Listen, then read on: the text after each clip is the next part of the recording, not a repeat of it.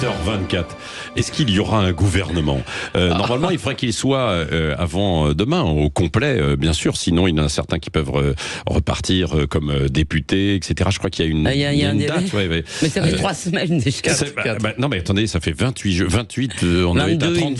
Ah non, je pense qu'on est à plus que quasiment ça. Quasiment 4 semaines, ouais. Quasiment 4 semaines, avec des ministères où il n'y a pas de ministre, quoi, et des secteurs entiers qui attendent, quoi. Alors, on peut en rigoler, mais c'est des conseillers qui Bayrou. qui Alors, qu'est-ce que vous comprenez de la stratégie de Bayrou ? Est-ce qu'il y a une stratégie, ou alors simplement, il n'est pas d'accord avec Gabriel Attal ? On a entendu Alexis Poulain tout à l'heure. Je crois que maintenant, je l'ai appris dans la presse, mais c'est de notoriété publique qu'il y a visiblement un contentieux personnel.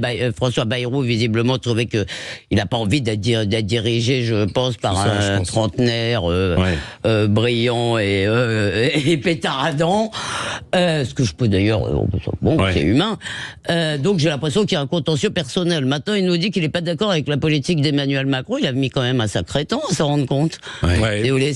Donc moi, je pense que mais s'il ne veut pas y aller, d'abord c'est honorable, il n'y a pas de raison de le critiquer pour cela, il a le droit de refuser un poste qui ne lui convient pas, mais on aimerait savoir plus. On aimerait savoir plus sur ce désaccord politique.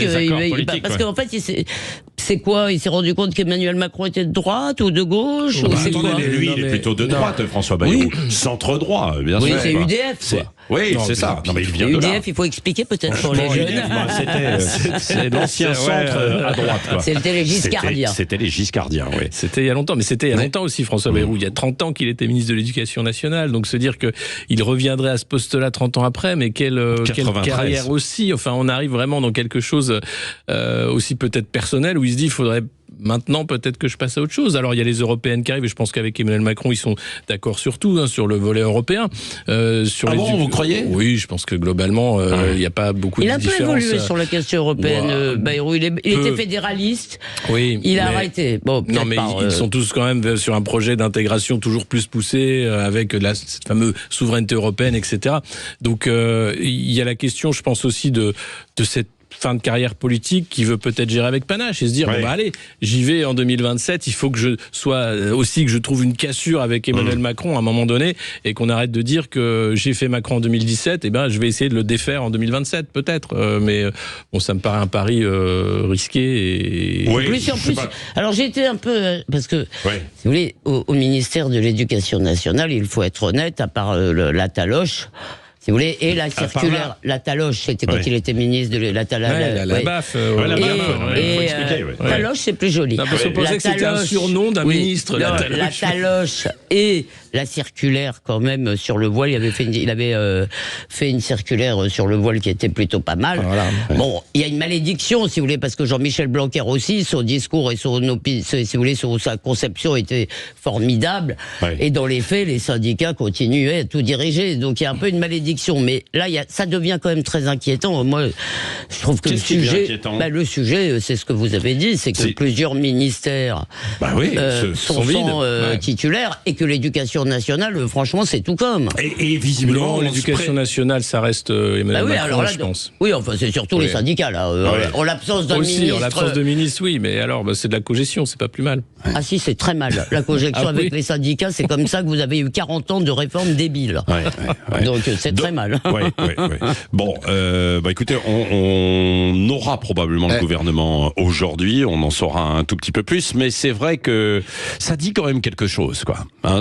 Franchement, qu'on n'arrive pas à trouver un gouvernement. Les Belges ont vécu longtemps sans gouvernement, et nous, ça fait qu'un mois, ça va. Non, mais ça dit quelque chose quand même du vide de la Macronie. Excusez-moi, les candidats, c'est pas comme si, quand on réfléchit dans l'idée, on est au bistrot en train de prendre un café, on dit alors, tu mettrais qui ? Et puis il y a aujourd'hui de la compétence, quoi, en France, franchement, sur tous les sujets. Mais est-ce que des gens compétents ont envie également d'y aller ? Ça, c'est autre chose, peut-être. Non, en dehors de politique. Je pense qu'il faut être dingue pour faire de la politique. Vous êtes mal payé, contrairement à ce que beaucoup de gens croient. C'est vraiment, souvent ces gens gagneraient. Ces gens gagneraient beaucoup plus dans le privé. Souvent, ce sont des gens Il y en a beaucoup qui, évidemment, préfèrent rester dans le privé plutôt que de revenir en politique. Vous faites enquiquiner par les journalistes, vous faites enquiquiner par les juges pour des histoires, si vous voulez, qui très souvent sont vraiment, sans le moindre intérêt. Donc c'est quand même... ça ne draine plus les éléments. Si vous voulez, il y a eu des générations, les trotskistes, etc. C'était les éléments les plus brillants de la génération faisaient de la politique. C'est plus le cas aujourd'hui. Et puis ça surtout aussi avec quelle marge de manœuvre. C'est ça. Je crois qu'il y a on a vu la dévitalisation. On parlait de l'absence d'appétit sexuel des Français, mais aussi l'appétit pour la politique. Ça devient n'importe quoi. Allez, merci Alexis.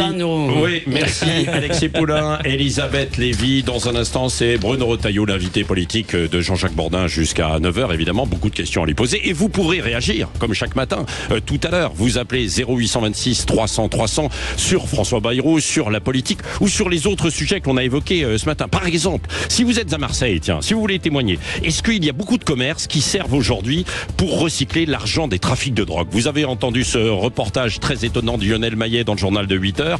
Voilà. Ou alors, si vous voulez faire comme ce maire du Loiret, qui a décidé de taxer les Parisiens qui viendraient dans sa commune. C'est une réponse à Dinalgo. Vous appelez, évidemment, 0826 300 300, vous avez la parole. Allez, bonne journée.